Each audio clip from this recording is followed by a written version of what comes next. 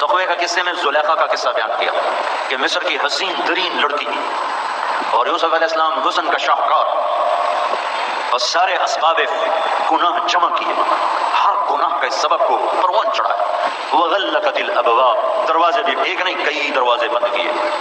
پھر اس کے بعد وقالت ہیت لک، اس جملے کو اللہ نے عجیب کی طرح ادا کیا ہے، وراودته التي هو في بيتها عن نفسه وغلقت الابواب۔ یہ جملہ اس موقع کی سنگینی کو بتانے کے لیے ہے کہ یوسف کا کتنا خوفناک امتحان شروع ہو چکا تھا، ورنہ اتنا جملہ کافی تھا۔ وراودته عن نفسه، وراودته عن نفسه مطلب پورا ہو گیا۔ التي هو في بيتها عن نفسه وغلقت الابواب وقالت هيت لك، یہ اس معاملے کے خوفناک ہونے کو اللہ بتا رہا ہے۔ وقالت هيت لك، یہ قرآن کا عجب لفظ ہے، یہ 9 طرح پڑھا جا سکتا ہے۔